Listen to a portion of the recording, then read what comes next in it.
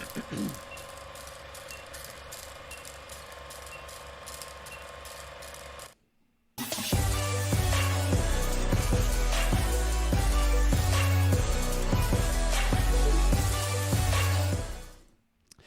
there, ladies and gentlemen. Adrian, we are live. Welcome back to yet another cracking installment of the Map Round Show. This is the Built in California series where I'm shining a light and having conversations with founders that are doing rad shit. So, welcome to the show, Adrian. Hey Matt, what's up? Glad to be here. Yeah, definitely count myself in the founders doing rad shit, that's for sure. And I know so many other cool founders that are doing the same thing. It's amazing, frankly. Doing great, man. Hope you're doing well too. Yeah, man. So, you are based in what part of California? Irvine, California. Irvine, California. So, the San Francisco Bridge, is that relevant in the background there? I really need to change that with the LA bridge, I guess. That'd be the closest thing. And plus there's a lot of controversy going on there. I actually took a picture of the LA bridge when I was at Tech Week LA. We were in this super tall building. Yeah. And oh man, I need to update that. It's super old, but I still like this. It's a beautiful scenery. Perfect, man. So why don't you give us the backstory here? Put your story on a billboard for us. What do we need to Sure. know? Sure. So I'm the founder CEO at FynCom, and we're focused on helping businesses get responses to email, call, text, surveys, and more. And we do that by letting them reward people when they respond. So it's the idea of instant reward for responses. And we came to this idea when I was focused on the idea of phone spam calls because I hated getting phone spam calls. It was the worst. So in 2019, I built out this solution that would prevent people from being able to call you if they weren't on your contact list. It would send them to voicemail.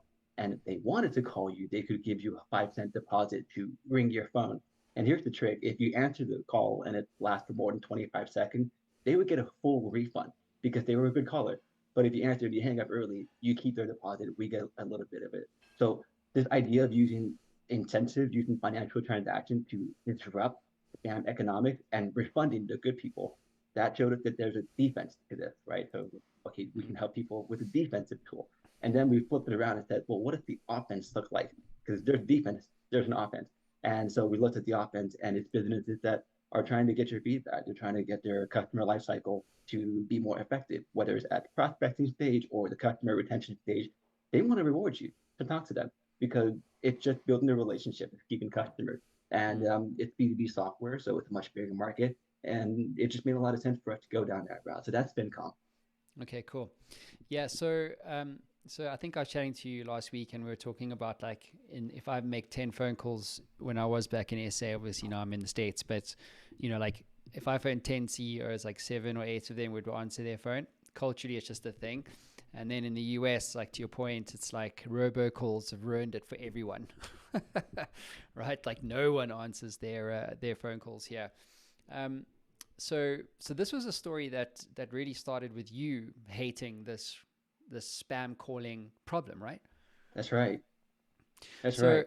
and but so like I'm curious about, like, there's lots of problems that you encounter in a day. You know what I mean? Like there's lots of things that piss me off in a day. Like why did you decide, like, hey, I'm going to take this problem on and kind of solve it in an innovative way for the world? So a bit of background. I have this habit of keeping a notebook with me. If I'm not don't have my bag, I'll have a little small notebook in my pocket. And when I see something that frustrates me or that I feel like it'd be exciting to work on it, I write it down. Given that I'm an engineer at heart, mechanical engineering, math sci, computer science engineering, I like engineering things. I like making things. So I was doing a PhD at UC Irvine, and in the process of writing my thesis with my professor, so it was a lot of back and forth between us. So I had my phone on loud, and I would hear a ding from my email. I had to wait for that because I could respond to it and get to it because I wanted to graduate. Like I gotta move on. I gotta go. And that was like December 2019. The U.S. was getting about 6 billion spam phone calls a month at that point. It was like the record high basically, and so I would just bombarded with phone spam calls during that period when I wanted to be focused on completing my dissertation and completing my research. So I just kind of went nuts there for a bit, and I took a few weeks off to look at the economics of phone spam calls and understand why is this still a problem. Like it's been, I got my first phone spam call in 2011. It was a spoofed one where someone faked the phone number from my friend, and this is still an issue. It's even worse of an issue. What's going on? And I just continued to see an industry ripe for disruption with the right kind of technology.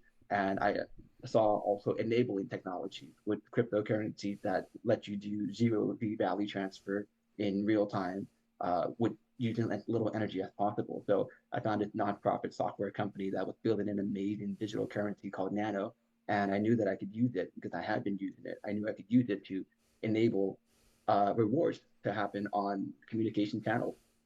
And it was the best of both worlds. It was combining my love for value transfer for digital currency and solving a problem that I really hated. And I could see it expanding to the B2B side.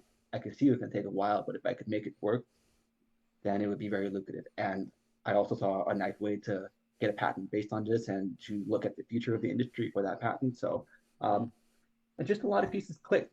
But that was just one concept out of, you know, hundreds of pages of ideas that I have. That's exciting. Let's call it like 25 pages worth of ideas that I have. And each one of those has to be validated. The unit economics of it, like how can you actually make this happen? Will the dog eat the dog food? Will the people drink the champagne? There's a lot that goes into it. So Mm. Mm. yeah. So this is an interesting thing. So I've actually got a real stat up here. I'm on the FCC's website, Adrian. It says U.S. consumers receive approximately 4 billion robocalls every single month. 4 billion, dude. Like that is next level shit. Yeah. It's like, why can't someone just shut them down? Like, surely this is like, why is it, I know you're going to solve this problem, have solved the problem to a large extent, but like, surely this is a federal thing, or it should be like a regulatory thing in the sense of like, you cannot do this. You cannot misuse information. It's like, no one likes it. It's just shit. It doesn't work. So like, what are your views on that? Um, technological infrastructure is one of the biggest things. So when the U.S. Started with landlines, they use a lot of copper interconnects to like physical hardwiring to route calls and whatnot. And then we started moving toward digital like voice over IP, so you could do fiber. So in the U.S. we have this unique phenomenon where we still have a lot of places in the rural areas that still use copper interconnect. And when you try to integrate fiber with copper, the digital with the physical, you lose the routing, you lose the information behind that. So it's hard to say in other countries where you have mostly voice over IP or fiber, where you could easily just shut it down pretty quickly because you can attribute calls from the very beginning. You can't really do that easily in the US. So that's the technological infrastructure side. And then you have the other side of this, which is like the political governance kind of thing. Politicians want to be able to make phone calls too, right? As part of their, campaigning infrastructure. So so our laws actually let politicians make campaign calls and not be like called spam. Like, so there's certain kinds of calls that are okay to do and certain kinds that are not okay to do. So being able to differentiate between which one is which. Um, and then also like just the nature of spam and scams and our ability to communicate globally, like that other countries can come in and make phone calls on our infrastructure, it's cheap for them to do that and they can reach a wider audience. So the whole Nigerian prince thing that started like hundreds of years ago has now exponentially multiplied to work everywhere and instantly for as small a fee as possible. So it's a combination of a mixture of things, and this is fascinating from an economic standpoint. When you get down to the root of it all, if you can address the economics behind spam, then you can ultimately stop it. So, yeah. Hmm. So how do you disrupt the economics? I know you mentioned that to me when I was doing the kind of understanding more around like the story we're going to tell today, but um, how do you disrupt the economics? I mean, the economics are so huge. So like the obvious headline there is, okay, well, how do you stop 4 billion calls? So let's assume 4 billion calls happen this month, right? From today for the next 4 weeks. How do you guys as FynCom disrupt the economics practically? Like walk our audience through like how you guys through technology infrastructure solve this problem. Okay. So this is a unique perspective coming from the FinCom side, and it's going to sound a little weird at first, but then it's going to make sense in the end. So we're approaching this from the business side first. So we're approaching it from the folks who are making outbound calls and sending emails, and they have legitimate businesses. They want to create more demand. They want to find out if the product that they're building are products that people want. They want to find out how their customers are doing, like if they, have NPS survey they want to get. Basically, businesses want to communicate with you. So um, there's that legitimate communication side of business communication. And then there's the illegitimate side, which is these nasty scammers that steal tens of billions from Americans every year and never get caught. It's important to make that distinction first. Okay, so we focus on the business side of things where we help businesses get more responses by letting them reward people. Right now, it's really hard to stand out as a consumer when you're getting emails, when you're getting phone calls. How do you distinguish which one to focus on, which one to pay attention to? Well, when you get down to the very base of it, of all the different ways you can do this, money comes into the picture pretty quickly. If the consumer sees that they can get rewarded for engaging with a certain message, then that just addresses the core like driver of human to the greed side of it. It addresses that, and so you're gonna have a higher chance of getting someone to respond if they know they're being rewarded for it. So now you need to make sure that the businesses don't just blast out pennies and nickels and dimes everywhere. That's not going to change anything, but that they do targeted um, emails, targeted calls to people that fit their ICP and reward them, and not just like put out a bucket of money on your front page for anyone to dip their hands into. Because then you're just going to get the scammers that are really good at this and people who can write code like me that are going to get in your page and take all your money. It's just super easy to do. So you have to create viable business solutions that let the folks that are doing outbound calls, outbound emails, and surveys that let them get more value out of it, that let them get that first party data from you, understand how to build better products and services for you. And hey, you get to get rewarded too. As that starts to become more and more of a driver and businesses start seeing, oh, I need to compete and this is the way to compete, you start to see this sort of network effect that happens. We have a unique flywheel effect too, where when people engage with our incentivized emails or incentivized phone calls, they're aware this is the thing. So it's a slow network effect. We focus on the business side, and then on the user side, you start being able to receive reward. Let's say we hit scale. Let's say like 7, 8 years down from now, every single business in the world is doing this. All the messages you get are email, phone call. They all have some incentive, but they're like pennies. They're like fractions of a penny, right? So it's natural that from the user perspective, you want to control the minimum amount that has to be offered to you before you even see that. So for an email to even get in your main inbox, you would say it has to offer me at least $5 for it to even land in my inbox. Otherwise, keep it in the spam or whatever. Keep it in that folder. I don't want to see it. And so that puts you in the power of control too. So while we build for businesses the offensive tool that lets them get more responses, it's important to also think about the consumer and build defensive tools that let them have more control over the way that communication happens in their lives. So that's kind of how. Very good. So let's say let's paint a real world scenario here. So I get the two contexts, but let's just say I'm a legitimate entrepreneur trying to sell something. Like I want to sell something to you, right? As an example. So I find your phone number on like a data engine like Zoom Info or Lucia or something like that, and then I phone you. Right, so it's a legitimate call. Now you've got FynCom's technology there that says, "Yo, for this call to go through, you need to pay, I don't know, let's just for argument's sake say $1, right? Um, how does that experience play out? In other words, like, does the call go to like a voicemail thing? Do I hear something? Do I get a SMS back that says you click this link to pay $1 to get access to Adrian? Like I think our audience needs to understand like the practical flow here because it's surprising to have to pay to reach someone on the phone channel specifically. Like, but which is weird, right? Like it should be like normal because you pay ads to reach people on Facebook or LinkedIn or YouTube. You know what I'm saying? So it's interesting now that you're like, hey, but it's pay to access, not pay to play necessarily. So how does this work? And then from there, I think we should get into the nano piece because that's really innovative. So we focus on the businesses that are making these outbound calls, outbound. So specifically in your case, you're the entrepreneur. You found my phone number on Zoom Info, and so you, the entrepreneur, you have a FinCom account, and you've already deposited, let's say, $100 into your FinCom account. Now your phone number is hooked up to FynCom. So when you through the right now, I use an Android app. It's a custom built Android app of KarmaCall. A KarmaCall, that original app that we built. I have this super secret private version for myself that lets me do these paid outbound calls. This can also be done on the web portal or VoIP or anything like that. But right now, I have KarmaCall. It's there's a special KarmaCall app. From that, I'll dial your number. I'll put in the amount in the app itself. I'll put in Matt's gonna get $1 a minute if you answer this call, and then I'll hit OK, and that triggers the app to like say, hey, when a phone call gets made and the person answers, make sure they get paid this much. So then through the normal dialer, I'll call you on my Android phone, and you'll have gotten an SMS just before that call, or up to 20 minutes before that call, that said, hey, Matt, in 20 minutes at 12:43 p.m., you're going to receive a call that's going to pay you $1 a minute of FynCom. Reply, unsubscribe to stop. So it's important that you get a notification, and that notification tells you that you're going to get a paid call that's coming soon.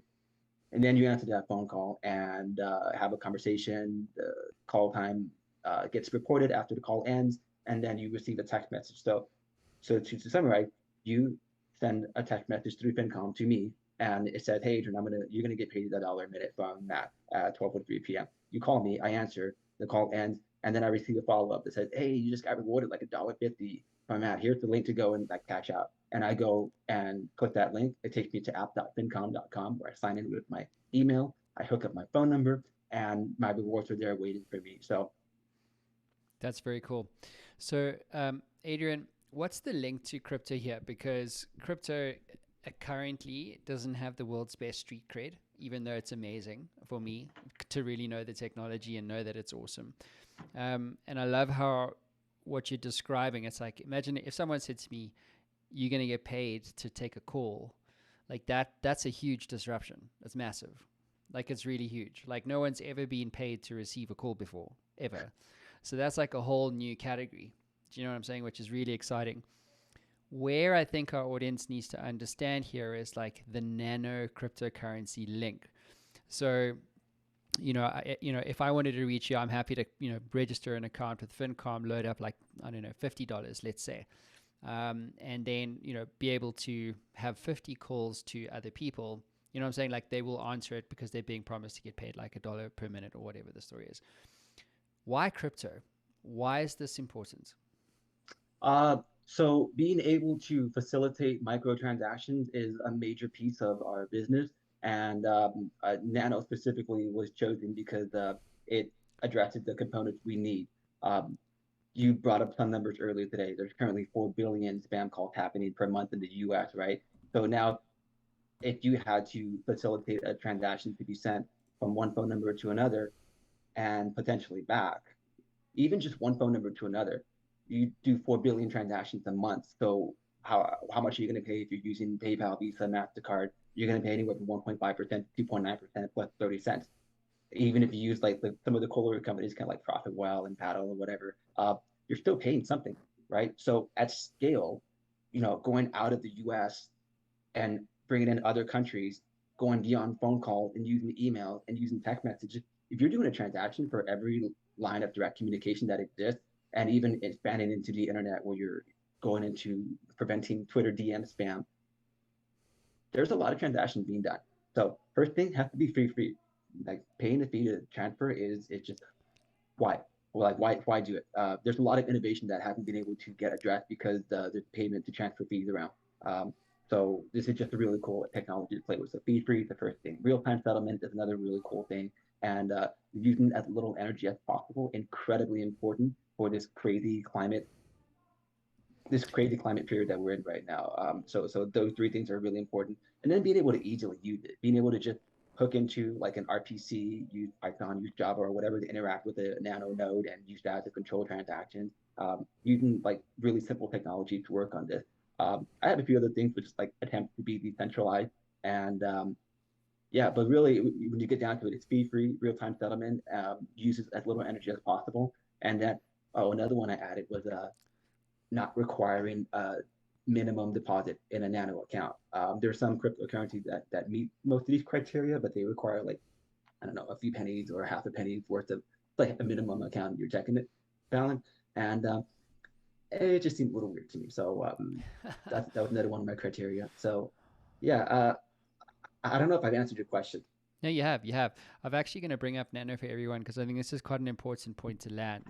So, is Nano backed with? Is it um, like a? I think it's a DAO where it's linked to the dollar. So it's not like you're going to have your. If you do have, let's just say you purchase the Nano cryptocurrency through FynCom, it's not like it's going to depreciate, right? It's still going to be worth the same as what you put in there, right? So I think that land that for our audience.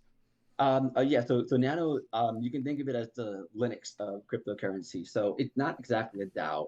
It is a nonprofit. So it was made by a nonprofit software technology company out of Texas. The founders currently are in London, George and Nano, and the rest of the Nano team. They're part of the nonprofit Nano Foundation, and so they made this cryptocurrency in 2015. And like they actually really prefer just to use the terminology, digital currency rather than cryptocurrency because there's just a lot of noise that's associated with cryptocurrencies. And I've been in the crypto space for quite a while. And like Nano is one of those that really addresses the core message, the core thesis of what Bitcoin was going for. In fact, when I started this whole thing, I wanted to use Satoshi. I wanted to use Bitcoin and Lightning Network. But well, there were just a lot of complexities with that we can get into if you like. But Mm. yeah, so Nano is volatile. There's 133 million Nano that were made in the beginning. Here's the cool thing. Here's something that not a lot of people talk about. The way it was distributed was through CAPTCHAs, through increasingly difficult CAPTCHAs. So they geo-locked it to Venezuela, and only people in Venezuela could go on their computers and go to the Nano website and solve these CAPTCHAs that got really, really hard. It took up to like 15 minutes to complete a chapter. And then you would get a bit of nano. So like thousands of nanos were distributed per answer in the beginning, and then it dropped down a little bit. So it's kind of like the Bitcoin emissions thing where, Bitcoin gets, Yeah. yeah, but done through chapters, done completely free. So all of nano was given for $0. Hmm. That's And very, very so, cool. yeah. So like that's what nano is. Nano is a fee-free digital currency that's here to just make this digital currency dream come true, and really address like most of the like address the core reason that Bitcoin was invented, I would say. Mm. Tell me, how much money have you guys raised to date? We raised $205,000, 195,000 that came from an awesome venture capital firm called Go Ahead Ventures. Shout out to TK. And 10K came from Title III Funds, which was an equity crowdfund platform that's actually still open today. And so, yeah, personally, I put in a little over six figures of my own money into this from my previous businesses that I had running on the side. So I used all of that to invest in this in the beginning. So it was bootstrapped for about a year and a half, and then we raised pre-seed venture capital round. All right. So you're about to start the scaling process, I guess. When are you looking to close a new round? So this quarter actually is when we're Oh, looking to close this new round. In conversations with a number of venture capital firms, some locally and others, out of the Austin Bay area. But really haven't started the huge crazy push. I would say that we probably reached out to about 15% of the potential prospects. So um, mhm. yeah, this quarter. So what's been difficult for you when it comes to raising money? What stands out for you as a key barrier that other startup founders also looking to raise money? By the way, like everyone I talk to, it's like, are you in a raise? Yes. It's like, I'm waiting for the no, I'm not. I'm only doing it in a year. Like, no, everyone's just constantly raising capital, but the cost of capital is getting higher, right? So there's more selectivity. It's not just about, well, you sound cool. I like what you're doing. Getting paid to take a call is quite a cool idea. Here's, 500,000. So, it's the $1 million coffee is maybe now like a $500,000 coffee. so, so what have you learned about fundraising that you think other founders need to know? So yeah, what I personally have had with challenges is a key man risk um, problem where since I'm looked at the key person in FynCom and there's not that other co-founder by my side or that other early employee who's like side by side with me fighting alongside in the trenches building this thing out and someone who can like help with the marketing and sales side. I'm great at product, I'm great at tech. I'm learning a lot of sales and marketing. So the key person risk for me is huge. It's one of the biggest barriers I have. If I was a serial founder, it probably wouldn't be that big of an issue. But I'm a first time like venture scalable tech founder. I have my own little venture lifestyle companies I've done. Sorry, not venture lifestyle, just lifestyle venture. So it makes enough for me to make 30 to 50 to 60K per business, but it's not enough to feed a family. It's not enough to like feed a giant company. It's not for me. I've had those, but I haven't done like a serious venture backable company. This is the first one. So first time founder, key person risk, and then ultimately getting down to making sure there's enough customer testimonials. Like it's great that I say like, oh, you can do all this cool stuff, and that I do it myself. But what we really need is more customer testimonials. We really need more people to be using this and to have success with it. It's not enough to just use it, but you need to actually like have a substantial improvement on the way that you're able to communicate with your customers and improve ultimately your revenue or reduce your costs. So that is another key thing that has been a challenge as well. But in the early stage, you can sell a story, but in this current climate now, using a story is it's just harder to do it that way, especially if you're a first time founder. You need more like hard numbers. So, but yeah, uh, yeah, I guess to any advice I would give to founders is it's mostly just focus on the business, focus on being able to make your customers happy, and on getting those customers to give you feedback to like help you build the product out. And you have to be almost maniacal about the level of contact you have with your customers and making sure they're getting value out of it. And if you find customers that aren't giving you that kind of feedback, then probably they may not be the best customer for you to talk to right now. Like go find someone that does. So just getting that customer feedback and being able to iterate on that and making them incredibly happy is the core mission, I would say. And if you do that well, then you'll have the numbers that can tell you whether you have a venture backable company or not. Yep, couldn't agree with you more. So, what is or has been the feedback from your customers? What evidence do you have that this is in fact something that's going to change the way that calling happens in the US and around the world? Well, it's the exact kind of feedback that you've given. The experience of trying to get someone to answer a phone call in the United States, or like specifically with phone call, there seems to be a massive increase in demand for that lately, which is pretty awesome. But as far as actually using the product, well, I actually need to integrate phone call itself into some of these parallel dialing solutions, and so building FynCom Awards into a workable model for the methods and tools that are currently being used by industry experts is a step that haven't taken yet, because I need to get one of the customers we're talking to, one of the prospects we're talking to like commit and say, hey, we're going to use this thing on a small scale and do it with phone call. The phone call is an ongoing story. I'm the only one using it right now.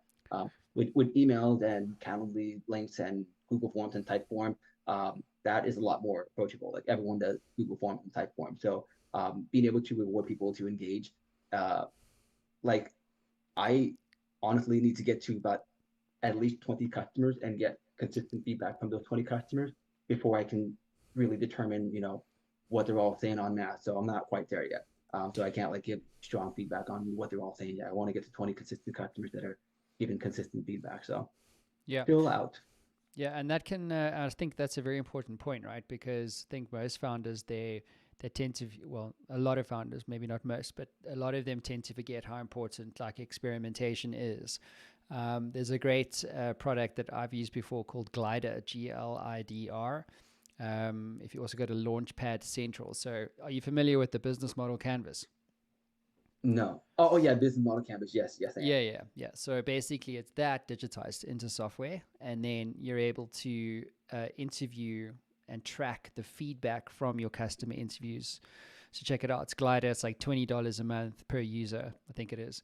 And what's great about it is you can design experiments, track those experiments, and then what it does, it lights up your business model. So let's say like I don't know, people will pay to, let's say your experiment or your test is, people will pay, $1 to, to make a successful call connection to a prospect. So that's an assumption.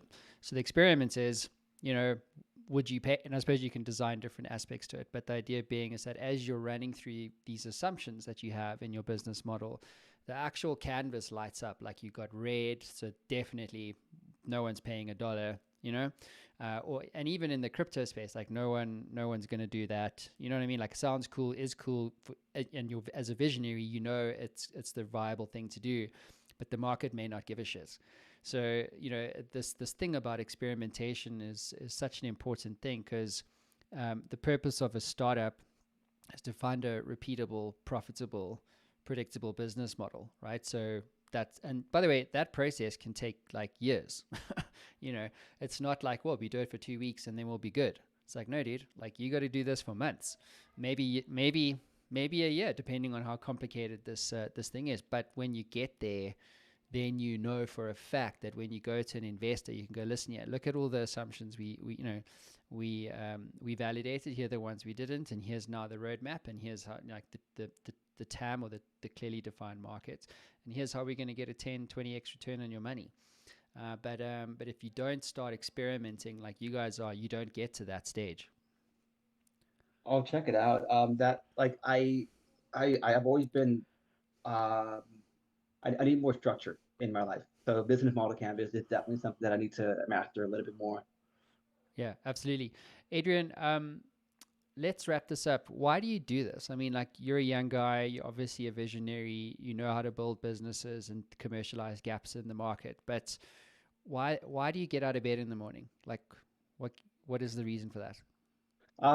Well, it really comes down to having a positive impact on the world and on people, and to be able to have as big of a positive impact on as many people as possible. It's part of the reason why I became an engineer. I wanted to work in renewable energy technologies to address a problem that was obvious to me, and it seems to be getting more obvious to everyone else too. But I then realized that like there's a lot of it takes time to do that kind of change. And there's a lot of really amazing people that are working on this. I mean, I just saw John Doerr talking at Recode a couple nights ago, and that guy is just so amazing. It's just wow. Okay, so there's a lot of really great minds that are working on a lot of really cool problems, and I sort of stumbled onto this thing here that no one really seems to be addressing, and there's not as much competition around, and there's still like IP that I can get and tap into, and it's easier to sell because it has lower cost overhead. Like going from selling Atom to selling bits, like that's just a huge jump in business model. And ultimately, while I have these like I do want to do good in the world, I also want to like make a whole bunch of money because I know that I can deploy that capital and help further more good solutions. So like if I can build a solution that makes a lot of people really happy and changes the way that we interact to like create better environments in communication, and I can make a bunch of money with it, like I can deploy that capital and continue doing really cool. I have a bunch of other cool projects I want to work on. So it just seems like something that I'm young enough to take a risk on. I've got a PhD to fall back on, and I just want to work in a fast environment. So the startup thing just is amazing. I love being on the cutting edge of stuff, on the cutting edge of tech. So I could go on and on, but like this is who I am. Basically, is what it comes down to, I guess. Mm-hmm. Yeah, and you, my guy, like the people like you that are like, I speak to founders day in, day out, obviously as part of the show and that, but like as a community, like you the guys that change the world, man. Really, like everything is the way that it is because someone changed the way that it was, and usually that person was an entrepreneur, right? So kudos to you and what you've done. I think I'm excited to have the landscape of calling change, quite frankly, especially in the B2B space. And if you're the guy to do it, man, I wish you all the very best of success. Thank you, man. That really means a lot. I really appreciate that. Anytime. Thanks for being on the show, Adrian. Thank you, Matt. Ciao. Ciao.